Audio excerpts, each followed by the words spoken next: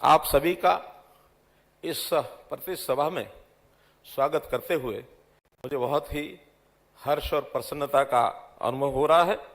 ये देखकर भी और प्रसन्नता है कि यहाँ देश भर के सभी राज्य, सभी प्रमुख शहर, केंद्र शासित प्रदेश इस अवसर के सब भागीदार बने हैं और एक सशक्त और एकीकृत भारत की भावना ये दर्शाती है।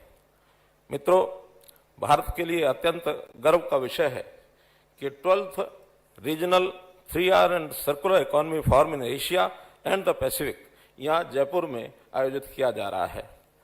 7 वर्ष पहले इंदौर में 8th फोरम की सफल मेजबानी के बाद एक बार फिर भारत वैश्विक नेताओं को एक साथ लाकर 3R और सर्कुलर इकोनॉमी के एजेंडे को आगे बढ़ाने में महत्वपूर्ण भूमिका ये निभा रहा है। ये महत्वपूर्ण बैठक के लिए जयपुर, राजस्थान, इससे बेहतर स्थान और कोई हो नहीं सकता था, क्योंकि ये राज्य अपनी समृद्ध सांस्कृतिक विरासत और सस्टेनेबिलिटी और रिसोर्स एफिशिएंसी की परंपराओं के लिए ये जाना जाता है।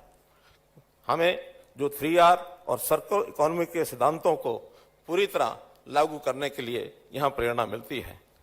यहाँ स्टेप वेल्स यानी जिनको बावड़ियाँ कहते हैं, और यहाँ जोहड़ यानी स्मॉल पॉन्ड्स, रिसाइकल्ड सामग्री से बनी हस्तकला, जयपुर की रिड्यूस, रीयूज एंड रिसाइकल, इसकी ऐतिहासिक परंपरा हमको ये पाठ बताती है, सिखाती है कि आज के फोरम की कितनी बड़ी सार्थकता है।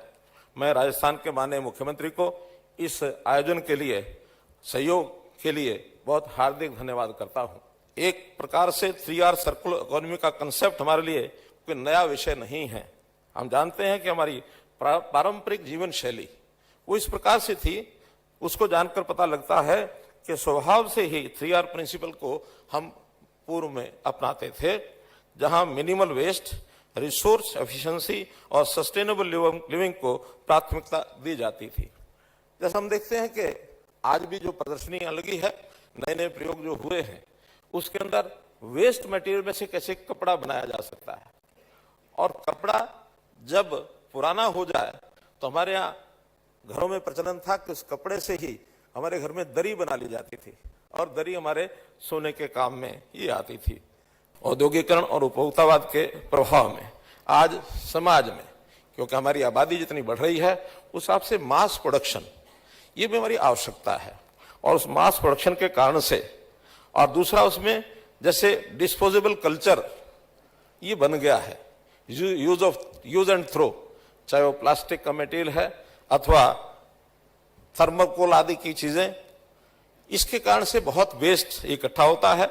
और कई जगह जिसको कहते हैं कि प्लैंड ऑब्सोलिसेंस, यानी टेक्नोलॉजी के बदलते हुए कारण से, बड़े बड़े कंप्यूटर पहले होते थे, टेक्नोलॉजी बदली, वो सब कंप्यूटर अब लोग बेकार समझते हैं।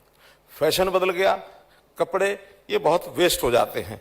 इसी प्रकार वाहनों का एक पुराने होने के बाद वो भी सब खराब हो जाते हैं। तो ये जो वेस्ट है, इस वेस्ट का जो भंडार बढ़ता जा रहा है, हमारे लिए इसकी रिसाइकलिंग करना, इसको रीयूज करना, ये समय की आवश्यकता हो गई है। जयपुर डिक्लेरेशन 2025-2034 एक डिक्लेरेशन करके हम यहां से सब जाएं, ताकि resource efficiency, low carbon economy और सस्टेनेबल फ्यूचर, इसके लिए एक नॉन पॉलिटिकल और नॉन बाइंडिंग कमिटमेंट होगा। कमिटमेंट हम स्वीकार करेंगे, बाइंडिंग नहीं है, लेकिन दुनिया के लिए, हमारे देश के लिए, मानवता के लिए इन चीजों का पूरा करना, जो चीजें आवश्यक हैं उसको समाहित करके, और एक डिक्लेरेशन यहां हमको करनी चाहिए। आप सबको बताते हुए मुझे खुशी हो रही है कि इस फोरम में 120 से भी ज्यादा ये स्पीकर्स अपने विचार साझा करेंगे।